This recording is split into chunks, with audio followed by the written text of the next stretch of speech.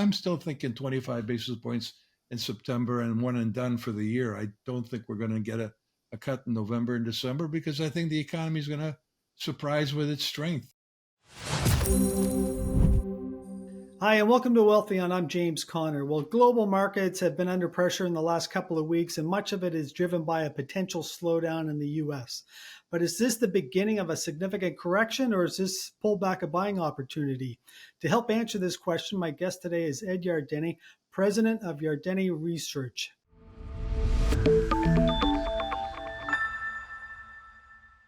Ed, thank you very much for joining us today. How are Sure. things in Long Island? Can't complain. Your summer's going well? Yeah, very well. Thank you. So we have seen some turbulence in the financial markets of late. And the last time we spoke, you were very bullish on the markets, and you have been for some time. And the market started to show signs of weakness after numerous companies missed their Q2 numbers, and they blamed the consumer. Hmm. Companies like Amazon, Nike, McDonald's, and also Right. Starbucks. And then we also had a weak jobs number, and that kind of put some fuel on the fire. But before we talk about the jobs number, I want to ask you about the Fed. And the Fed came out last week. They left rates unchanged. They're still super focused on inflation. Yep. And even though we're seeing signs of a slowdown, what are your takeaways from Jerome Powell's speech last week? Well, I think the Fed's actually more or less gotten it right over the past couple of years. I mean, in 2022, they were a little late in raising rates, but then they caught up pretty quickly. And shockingly, they went from a Fed funds rate of 0 to 5.25% in less than 2 years, and it's worked. The economy has been growing, and inflation's come down. So I don't think that was badly managed. And now I think the economy is actually still in relatively good shape. I recognize what you pointed out, that companies reported that consumers were looking a little bit tired, but I think consumers just want lower prices. And I think they're putting pressure on companies to do just that. And then companies are being forced to figure out how to do that by raising productivity. So I don't see this as a negative. I think it actually means that the consumer will succeed in getting lower prices. We're seeing companies doing that, and I think that'll revive consumer spending. And meanwhile, the labor market's pretty good. I know that that sounds odd given the latest employment report, but the weather had a lot to do with that employment report. I know that the Bureau of Labor Statistics put on their employment report on the cover first page that the Hurricane Beryl had nothing to do with the weakness in the employment numbers. But then that very same report showed a really sharp increase in the number of workers who couldn't get to work or had to work part time because of that. They don't count as unemployed, but clearly it depressed the work week, and I think it did have some impact on the overall employment numbers. So, by the way, it wasn't that the employment numbers were down; they were up only 114,000 during the month. And the month to month can be volatile. You take the 3 month um, average increase in payrolls, and they were up like 170,000, which is where we were, what we were doing before the pandemic. So, Chairman Powell in his press conference kept talking about how the labor market was normalizing, and that's exactly the term we've been using for about 6 months. Is that the labor market's normalizing? So we think that's what it's done. And I think we're going to see the economy growing. We just saw the Atlanta Fed's latest estimate for real GDP, and it's solid. It was a solid number. I think it was 2.9% thereabouts, which is really quite good, especially since it just factored in the apparently weak employment numbers. And so you don't think the Fed is making a policy error right now by focusing Mm. on the inflation and being so hyper focused on the inflation? Well, there's a lot of Fed watchers like myself who do exactly that. They watch the Fed, and a lot of them like to be very critical of the Fed. I think some of them would actually like to be Fed chair. So they figure if they're critical of Fed Chair Powell, somebody will notice them and conclude that they do a much better job. But I think Powell's done a very good job. I try to avoid being critical of the Fed. Instead, what I try to do is tell the investors that want to get our research. I try to give them an indication of what I think the Fed will do next. I mean, as an investment strategist, my job isn't to run the Fed; it's to rather anticipate what the Fed will do and how that'll affect the market. So the bottom line of it, all of it, is that I think the Fed hasn't screwed up, as some people are saying. And look, if we suddenly fall into a recession here, they got plenty of room to lower interest rates pretty rapidly. Uh, but I don't think we're falling into a recession. And according to the CME Fed Watch, the probability of a cut in September is approaching 100%. What are your Yeah. thoughts? Are we going to get a cut in September? And if so, how much? Well, before we had this recent sell-off, our view was that the economy is resilient enough and inflation's coming down well enough that there's really no reason to mess with success. There's no reason to for the Fed to do anything. However, as I said, my job is to be realistic and to assess what's really happening, not what I think should happen. But clearly, the markets and the Fed are on the same wavelength here, thinking that we're going to need to get a cut in the Fed funds rate of 25 basis points after uh, carry trade sell-off, which is what I view it as. And over the past few days, the market now is thinking that it could be as much as 50 basis points. I'm still thinking 25 basis points in September and one and done for the year. I don't think we're going to get a cut in November and December because I think the economy is going to surprise with its strength. As I think the August numbers, when they come out, will reverse some of the weakness we saw in July. And Ed, there's a lot of commentary right now where people are asking for an emergency cut. And I think it was Jeremy Siegel saying that the Yeah. Fed should cut now. Not Professor Siegel, right? Professor Marty Siegel. Yeah, I mean that's his opinion. I don't think that's. I think that's alarmist. I think it's hysterical, and I just don't agree. So let's talk about the unemployment rate. Okay, you said it came in at 4.3%. You're not concerned about that, but the trend is definitely up. It was 4.1 the previous month. Why aren't you concerned with these numbers? Well, look, in the past, when monetary policy has tightened, you have seen some increase in the unemployment rate, and then according to this widely discussed SOM rule, when the unemployment rate goes up slowly, at some point it goes up really quickly. And so there's some rule that kind of we seem to have triggered the SOM rule. So I think one of the reasons the stock market took a dive recently is because of that employment report coming out and the unemployment rate going to 4.3%. Now, when you actually slice and dice the unemployment rate, you find that it wasn't people losing jobs. As a matter of fact, in July, layoffs actually went down quite sharply, according to Challenger data. And what's really put some upward pressure on the unemployment rate is that people have been entering the labor force. They heard that the job market's pretty good, and so they're coming in pretty quick. By the way, there's also a lot of illegal and legal immigrants that are flooding into the labor market, and they may be having some impact. And that's certainly something that we haven't had in the past in terms of its impact on the unemployment rate. So I think that when you look at the makeup of the unemployment rate, it's not that companies are bailing on their employees and saying the consumer's too weak, we have to cut back employment. It's just that the supply of labor has been surging. Participation rate of prime age men and women has increased pretty significantly here. So that's all a sign that people are hearing and perceiving that there are jobs out there. It may just take a little longer to find a job. By the way, another possibility here is that there remains a shortage of skilled labor. There's a lot of immigrants, but a lot of the immigrants aren't skilled, and there's a real shortage of skilled labor, particularly technical labor, as we become more technologically proficient in the labor market. It's harder to find those kind of people, and I think what we're maybe seeing is that productivity is making up for that. We're augmenting the labor force that we have so that to offset the shortage of skilled workers with more productivity. Um, And as a result of that, we're seeing that the economy can grow with maybe a slower pace of employment gains, which is all productivity. Productivity is fairy dust. I mean, it makes everything better.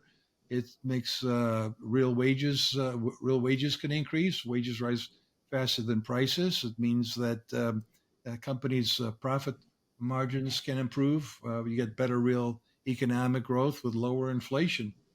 So I think that's the environment that we started seeing in the data last year.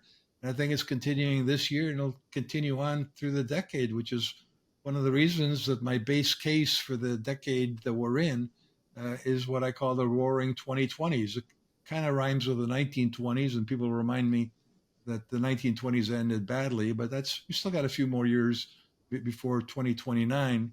And the 1920s ended badly because the government came up with the Smoot-Hawley tariff, which shut off world trade. It's conceivable that if Trump wins, that we might have some tariff issues for the economy. It's conceivable that if Harris wins, there could be some economic issues as well from that policy side. But all in all, the economy is through thick and thin, through Democrats and Republicans in the White House, has done pretty well, and so has the stock market. Yeah, it's you raise a very interesting point because it doesn't matter what party is in the White House. At the end of Yeah, the day, it always comes down to the people in your country, my country, that's yeah. working their butts off every day to put food on the table. That's exactly my point. Is that when you read the headlines, you watch the financial news. It's all about the Fed. It's all about the White House. It's about Washington. And I've got this kind of folksy thesis about our economy, which you just expressed. Is there's millions of working stiffs like you and me that are constantly trying to do better for ourselves, for our companies, our businesses, our employers, for our families, our communities, recognizing, as we all do, that Washington is not really on our side, that we have to do the best we can, not despite Washington, which is kind of the way I look at the economy. Is the economy has been amazing despite Washington's meddling. And so I'm actually encouraged by what I see is the ability of the economy to continue to perform well, despite some pretty screwed up policies that we've had under both Democrats and Republicans. So let's talk about the economy because the last GDP number that came out, the Q2 number, came in very strong at Yeah, 2.8%, much stronger than what was anticipated and also stronger than the last Q1 number, which was yeah. 1.6%. But what's your take on that Q2 number? Is it the economy really heating up again, or is it just a fake number? No, I don't think you can really do much with quarter to quarter changes. I like to look at the year over year percent change in real GDP, and it's been growing around 3% for several quarters now, which, by the way, is sort of the historical norm for real GDP growth. So it's actually been doing pretty well. Look, I think a lot of what we're seeing is normalization. We had this crazy period of the pandemic, the lockdowns. It took a while to to get back to normal, and I think we're kind of back to normal. And normal is good. We're even got normal interest rates. So I know everybody thinks that the Fed has tightened dramatically, but the Fed went from 0 to 5.25% on the Fed funds rate. That's a huge tightening. But let's not forget they started from zero, and where rates are today is kind of normal. Uh, Prior to the great financial crisis, we had this weird abnormal period from the great financial crisis through the pandemic, and that's when central banks were keeping interest rates near zero, sometimes negative, buying their own government's bonds, and that was a crazy time. And I think it's healthy, it's encouraging, it's refreshing to see that we're back to a normal environment where investors who don't want to take a lot of risk and want to keep their money in a bank deposit or a money market fund get a fair return. So, okay, so that's what's going on in the US, but we got to look at the world, okay? And even though the Okay. US is doing okay, the rest of the world isn't. China, who knows what's going Right. on there, but it's definitely slowing down. Europe is Sure. slowing down. Germany's in a recession. The UK has slowed down. I'm in Canada. It is in a definite recession here, in spite of what the government says. Things are pretty bad. Mhm. But and all these other countries have cut their rates. Okay, in Canada, they've already cut it twice. The Bank of England Yeah. just cut last week. Europe's already cut. Why are these other countries cutting their rates, but the U.S. hasn't? Why does Powell continue to focus on inflation? Well, he's been able to focus on inflation and not worry about a recession because the economy has been resilient. I mean, uh, most economists thought we were going to be in a recession over the past couple of years, and it was logical. The Fed goes from 0 to 5.25% on the Fed funds rate. How could we not have a recession with that kind of tightening? And my view was sort of really a contrary view that the economy is going to be resilient. We're going to have these rolling recessions hitting different industries at different times, but it won't add up to an economy-wide recession. And I felt that inflation would be coming down regardless. Well, it turned out that there was a recession, but not in the U.S. The recession was actually in China. China's, I think, in a recession. They're certainly in a property market depression. And in order to offset that, they've continued to pump out goods from their manufacturing sector and dump them in global markets at reduced prices. So we have seen inflation come down, led by durable goods, led by imports from places like China. And so China's had the recession, which has helped to bring down world inflation. But I think Powell was right and hammering the point that they did want to get inflation back down to 2%. By the way, there's signs of deflation now. I mean, copper prices, oil prices have been weak and reflecting the weakness in the global economy that you're alluding to. We've seen McDonald's and Walmart and Amazon cutting prices. Again, you're right. A lot of companies are saying the consumers kind of being somewhat cautious here, and so to stimulate consumption, companies realize that they've got to take back some of those price increases that they've had since the beginning of the pandemic. You know, people kind of economists scratch their heads and said, "We don't understand why consumers are so confidence is so low when the inflation rates clearly come down." But economists look at inflation as a year-over-year phenomenon, whereas consumers are looking at it sort of on a four-year basis. They still remember where prices were 4 years ago before the pandemic's consequences led to this basically 25% increase, 30% increase in prices over the past 4 years. And that's kind of getting a lot of consumers agitated. And but I think companies are responding with deflation. So I won't be surprised if next year we're actually below 2%, and central banks are starting to worry again about inflation being too low. I hope we don't go back to zero interest rates and that kind of silliness. But all in all, I think the U.S. economy has demonstrated that it can grow and inflation can come down, and the rest of the world has problems. But that's. I mean, it would be great to live in a neighborhood where everybody's doing really well. But on the other hand, we're able to have our growth without inflation. That's not a bad thing since we don't have a lot of competition from booming economies in China and in Europe. India is doing extremely well. Mexico is doing extremely well. But it's good for us to see commodity prices remaining quite low. I mean, even with the craziness going on in the Middle East, the oil price has stayed down. But a lot of the strength that you're talking about in the U.S. economy, it's coming from government spending, and that's coming at a big cost. The U.S. has $35 trillion now in federal debt. It's growing at Hmm. $1 trillion every 100 days. I Yeah, believe the debt to GDP ratio now is at 125%, one of the highest yeah. ever. You're not concerned about that? Well, my attitude is it is what it is. I mean, I'm not a big fan of big government. I'm not a big fan of big government spending, but the facts are exactly as you just stated them, and you can't ignore it. And it's clearly had an impact on the economy.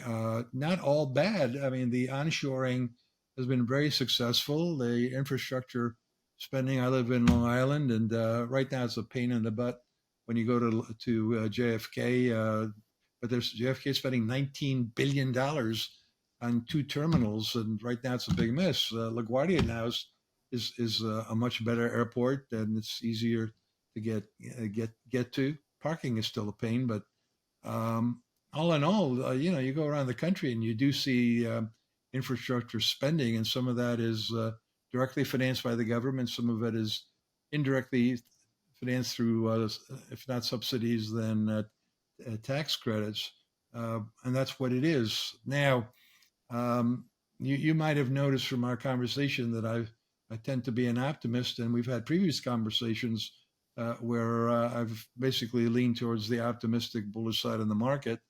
And by the way, that hasn't been a bad place to be over the past few years. But I can't put lipstick on this pig of the federal deficit. And one day down the road, we may have a debt crisis. It won't be the end of the world. It could last 3, 6, 12 months, and it could cause a backup in bond yields and a recession. I'm not going to tell you that everything's going to be hunky dory forever, but I am telling you that if we have a debt crisis, we'll probably have a solution to the deficit problem. Right now, there's no will whatsoever in Washington to do anything about the deficit. It's a man and woman made problem. So when and if it becomes a critical debt crisis, I think you'll see the politicians scramble to come up with a credible 10-year program to put a lid on the growth of outlays and to do something to stimulate revenues. That's not an optimistic scenario. It's just a scenario that's kind of consistent with what's happened in the past. Sometimes you need a crisis to make Washington do what it needs to do. We came pretty close to that last year in August, September, October. We had a couple of really lousy Treasury auctions, and the bond yield went from 4.25% to 5% very quickly. And I think that got the attention of people in Washington.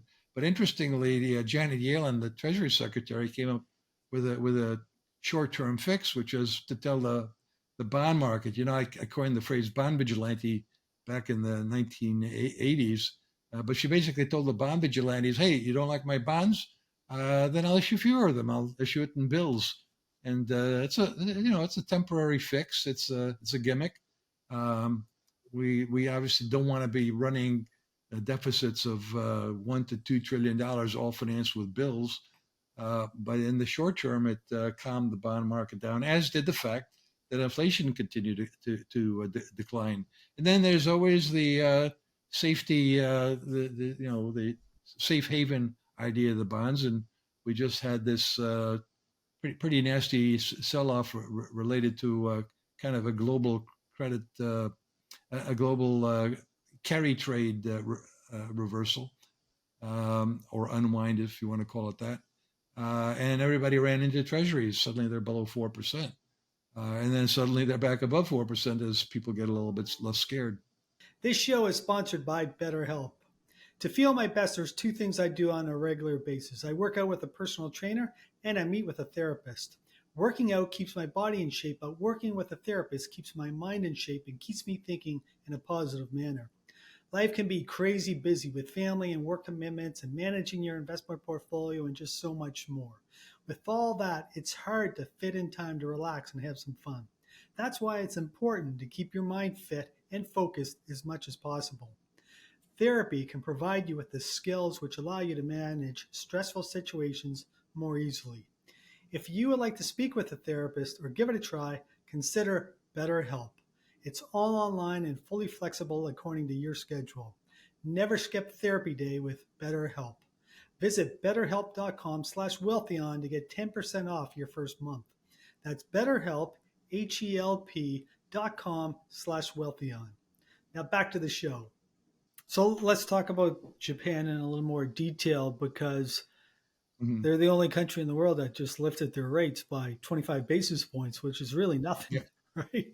But yeah, Japan's Nikkei was down 12% on the back of that, the biggest one-day drop since yeah, 1987. huge. And South Korea was down 8%. Taiwan was down 8%. But why do you think there was such a negative reaction to this? Well, I think we just learned that there really has been a speculative bubble in the global economy. Before the stock market went into a bear market in 2022, there were people were saying that there's a bubble in everything, and they pointed out the SPACs and meme stocks and a few other things, and those things all kind of blew up, and the economy continued to grow, and the bear market ended, and we've since been in a bull market since October of 2022. And so, in the current situation, what we're discovering is that there's been another kind of stealth bubble out there that we didn't really have any idea of. I mean, we knew it's out there, we just didn't have an idea of how big it is and what impact it could have. But the bubble is pretty straightforward, and that is the Japanese central bank has been keeping interest rates near zero for much longer than other central banks. Other central banks have been raising interest rates. That's raised bond yields. The U.S. economy has been doing well. The stock market's been doing well. So there's been better returns on bonds and stocks in the United States. Uh, you get better yields than you get in Japan and Mexico and Brazil. So speculators, traders figured out, hey, this is a layup. All you got to do is go to Japan, borrow money at zero.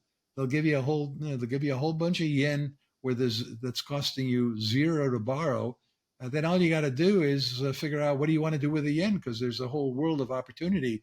Well, some of those yens actually stayed in Japan and got invested in the Japanese Nikkei, the stock market, and it went straight up. And quite a bit of the yen was converted to dollars and pesos and Brazilian currency and so on, and got invested in the assets in those currency markets. And I got to believe that the Magnificent Seven, the NASDAQ 100, attracted a good part of this money. So it was a great trade. Borrow money that costs you absolutely nothing, put it in NVIDIA, and you become wildly rich without putting a cent into it. However, that trade it was a crowded trade, and it started to fall apart when the Bank of Japan announced over the past couple of weeks that, you know what, maybe it's time for us to raise interest rates. Maybe it's time for us to do it more aggressively over the next several weeks, next several months. And suddenly the yen, which has been going down. Now, why'd the yen go down? Well, if all these people are borrowing yen, in effect, they are short the currency. They're short yen because what they're doing is say, we'll take the yen and we'll convert them to other currencies where, oh yeah, we at some point we're going to have to reconvert it back into yen. And if so the yen's going up all of a sudden, it's like, oh my gosh, I'm going to have to pay back more than I expected to. I'm going to have to get more dollars to buy back the yen that's getting stronger. And suddenly that trade looked a little bit less like a sure thing. And in a matter of days, these carry traders just went on a stampede and said, you know what, let's get rid of the assets that we got a lot of profits in. Let's convert them back into yen. So the yen suddenly going up, and it kind of feeds itself. The assets that so anybody who was a carry trader and wasn't playing, reversing their positions was forced to do it by the stampede of all these other carry traders that decided to unwind that trade. And I think it's kind of like a global margin call, but I don't think it's anything like the magnitude of the great financial crisis. I don't think this is going to have major macroeconomic global impact, and I think it could be over pretty quickly. As a matter of fact, a lot of the damage was done on a Friday, followed by a Monday, just the past week, and then Tuesday. Last I looked, we had a pretty nice rally, and the Japanese stock market made a good comeback. Of course, it's all a little bit unnerving, so there could be a lot of volatility around this for a while. But I think this is one speculative bubble that could actually burst pretty quickly without all kinds of horrible consequences. And you recently wrote that this sell off reminded you of 1987. Maybe you can expand on that and why. Yeah, well, I've been around for a while, so I was around in 1987. A young lad, still was chief economist of a firm called E.F. Hutton, um, and then Prudential Securities is, I guess, where I was in the late in 1987. And what happened is we're all kind of, having our usual uh, uh, meetings and sessions, and all of a sudden we hear the market's down 20% in one day. And it was basically a, a credit derivative called portfolio insurance that was sold by Wall Street. The only problem with a portfolio insurance is that it failed to work when the market went into a crash situation. It probably would have worked if we just had gradual declines in the market, would have given you some protection to the downside. But when it didn't work, it all kind of imploded on itself. And it, the it was a bear market, but it didn't last very long, and the economy wasn't affected by it at all. The economy was still growing, and so there's a similarity in that this particular speculative bubble may be bursting just as rapidly as we saw the portfolio insurance bubble without any significant macroeconomic consequences.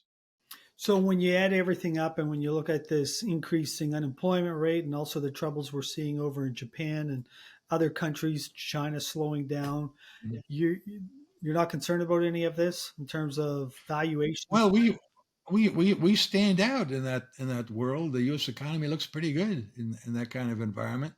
As I said, it would be better to live in a world where everybody's doing well, but the consequences of weaker growth in Europe and in China is commodity prices are staying down, the price of oil is staying down, and that's all good. I'm actually much more concerned about the geopolitical insanity that going on between Russia and Ukraine and in the Middle East. I think that's kind of got my attention as where we could have another uh, scare for the markets, which might even scare me.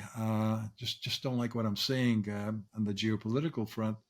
But on the global economic front, the U.S. Really does stand out, and therefore I think the dollar doesn't take a dive. I think the dollar hangs in pretty well and maybe remains relatively strong. And I think our economy is resilient. The consumer continues to spend. I understand that there are consumers that are stretched, the consumers that are not doing well in this environment, but there's also lots of consumers who are retiring baby boomers who've accumulated a tremendous amount of assets that they're now spending, and that's helping the economy. And some of that money is actually trickling down to their kids. So there's a lot going on in the consumer in a way that makes it hard to generalize about the consumers, though there's only one kind of type of consumer out there. But on balance, I think put it all together, and consumers doing well, consumers not doing too well. Put it together, and the consumers are still on balance quite resilient. Capital spending is extremely strong. Technology spending is extremely strong. The economy has become less interest rate sensitive because technology capital spending is less interest rate sensitive. Look, we used to have to spend a lot of money to buy software. Now you can rent software. So if you rent software, if interest rates go up, I mean, what impact does that really have on your cost of renting? Doesn't impact you whatsoever. We're spending a tremendous amount of money in research and development, and it's panning out. It's working, and we have now technologies that lend themselves to increasing productivity in every business. Back in the late 1990s, the technologies that were out there were great if you had secretaries and you had accountants, because Word and Excel were the technologies of that time. But other than that, the technology revolution in the 1990s wasn't all that productivity enhancing, whereas now I think it really is.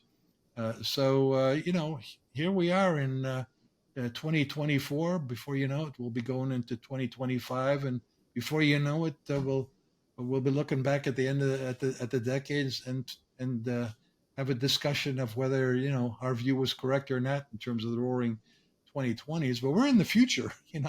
I mean, if back in 2000, which a lot of us were around in 2000, and we were younger and probably just entering the labor market or whatever. But 2025, well, that's a long ways off, and here we are, and we've made a lot of progress in a lot of areas. Real GDP all-time record high, real consumption per household all-time record high.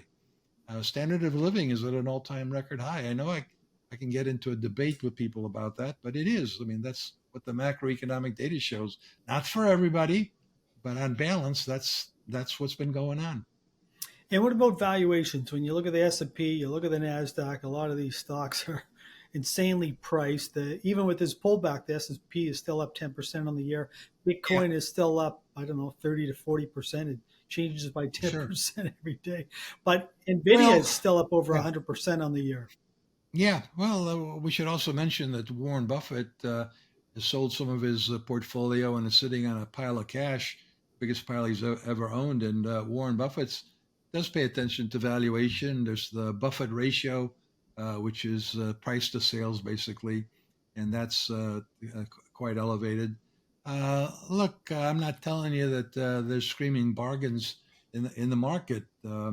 I've been arguing it's a bullish market since November 2022. Back then, there were a lot of values, and I'm not a magician. I can't make them all come back and tell you, here we go again.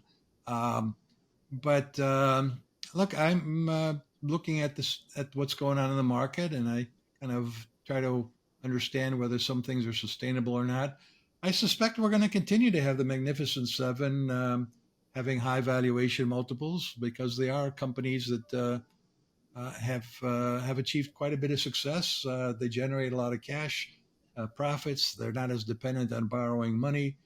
They have internal investment banking departments that allow them to pick the cream of the crop in terms of new companies to acquire. And so they're going to probably continue to be highly prized and highly valued, and that'll skew the valuation multiple of the S&P 500 because they account currently for 30% of the S&P 500. If you take all technology companies and all communication companies, you get them accounting for about 40% of the market cap of the S&P 500. And people say, well, that's crazy that just a few stocks make up so much of the market. But you look at other markets, whether it's Korea, Japan, European markets, you'll see that concentration is not unusual. You can have some pretty big companies that account for much of the stock market. So it's not out of the realm of what we've seen elsewhere. And so I don't get that concerned about it. And I don't think it's like the 1999 tech bubble where a lot of the demand came from dot coms who got first round of financing and then they didn't get any more. They burned through all their cash and all that spending that they had done suddenly evaporated. I just don't see that that's the current situation. I think technology companies have much more solid demand for what they make. Um, but the way I look at the market is every company is a tech company. They either make technology or they use technology. If you don't use technology, you're going to be out of the game. And so I think that's a way to look at the market. Look at the companies you own, see if they're using technology to increase their productivity. I think they have to do that. I think they will be doing it. I think they are doing it. And that's what will drive profit margins to get to record highs. People think of margins as very cyclical and kind of going sideways, but they actually do have a trend, and I think the trend is going to be higher for corporate margins. Again, productivity does a lot of wonderful things. It allows for better growth, lower inflation, higher real wages, and higher profit margins. And so that's what happens in the roaring 2020 scenario. Look, it doesn't come with a money back guarantee. It's the most likely base scenario I have. 60% is what I give it. I give another 20% to a repeat of the late 1990s where we have a melt up, and it sure looked like that a couple of weeks ago. It could look like that again, I suppose. And then 20% that things don't work out well, and mostly because of geopolitics. Recessions are caused either by tight monetary policy leading to credit crunches, and then a recession, which doesn't seem to be playing out right now, or else spikes in oil prices and other commodity prices, and geopolitical uncertainties and unsettled conditions um, and tumult could certainly lead to a surge in oil prices that once again depresses our economy. But notwithstanding is how crazy the Middle East has been, the price of oil has stayed remarkably subdued. So I just want to summarize a few of the points that you made. First of all, you're not concerned about the economy. You think it's still in relatively good shape. You're not Yes, concerned about the unemployment or rising unemployment rate. I believe the term you used was normalizing, correct. and you're still very bullish on the S&P. Still bullish on the S&P, and to put some numbers on it, we've been thinking 5,400 by year end on the S&P 500, and we got there. We got over there on July 16th. We got to like 5,600, and maybe it turned out to be a great contrary indicator when we raised our number from 5,400 to 5,800 by year end, because that 1 week later the market took this dive. But no, I'm sticking with it. I think we could churn around some more here through the presidential elections, and then have a really good year end rally that'll take the market maybe up back to 5,600 and then possibly 5,800. Next year, next couple of years, I think we could see 6,500, 7,000, 8,000 by the end of the decade. So I got, it sounds awfully optimistic, but 8,000 by the end of the decade, I got time. I mean, I got time is on my side. I think earnings, which are likely to coming in at $250 a share this year, will get up to $400 a share by the end of the decade. Put a 20 multiple on that, and you get 8,000. 20 multiple may sound high, but I'm factoring in that the Magnificent Seven or some variation of them are still going to be a big component of the S&P 500 and have a high valuation multiple. Ed, you have a very extensive library. Are you reading any interesting books? Well, actually, my eyes aren't as good as they used to be, and print seems to be tinier than ever. So I'm doing audiobooks, and I'm reading, listening to a fascinating autobiography about Elon Musk. Which, I think I would recommend it. It's very relevant since Elon Musk is still very much a force of nature in our economy, and so I think it's also just an interesting insight into how entrepreneurs very often get to the edge of a cliff and they look like they're going to fall off, and somehow or other they manage to avoid that. And Elon Musk, he's been to the edge several times. I like books and the histories of entrepreneurs. It's Entrepreneurs have made life better for us, for all of us. They're constantly coming up with goods and services that we all want to buy, and then they get very rich. But they do so because they are always thinking about the consumer, and getting rich is kind of like you know uh, a consequence of what they like to do, which is to invent and to make things better for the rest of us. So I'm really enjoying that. Yeah, I'm always amazed at his energy levels. Like he must drink a case of Red Bull a day because the guy is Yeah, just I mean, going yeah, 24/7. yeah. The amount of emotional energy that Elon Musk has gone through is it's literally insane. I mean, there've been periods of insanity in his life, basically, and he's overcome the emotional and financial obstacles, and he's accomplished a lot, and he's not done yet. I mean, he could still go over the edge, I guess, but he's he likes risk, and he's able to deal with it. Well, Ed, that was a great discussion. I want to thank you very much for spending time with us today. Now, if our viewers would like to learn more about you and the services that you offer, where can they go? Sure.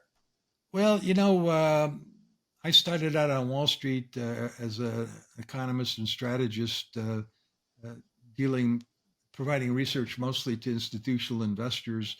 I had a lot of requests over the years for something that individual investors could uh, enjoy and find helpful. And so we came up with Quick Takes. So it's YardeniQuickTakes.com. And at YardeniQuickTakes.com, you'll see that we have a daily publication aimed at individual investors. And what we try to do is relate the economy to the markets.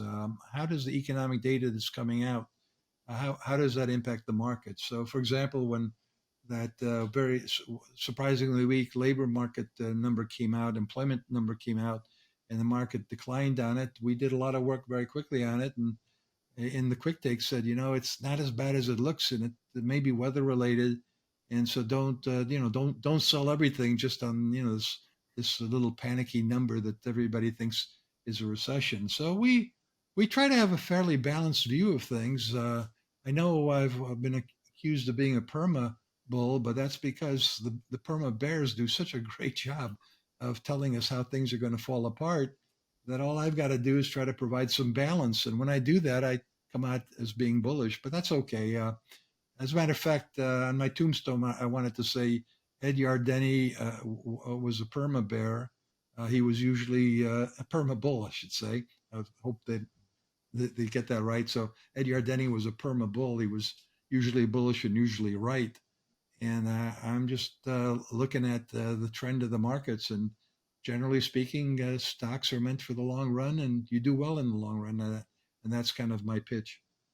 Now, once again, it goes back to what we were talking about earlier. It always doesn't matter who's in the White House. It's about the Right. men and women that go out there every day and they're working their butts off to put food on the table, a roof over their head, Yeah.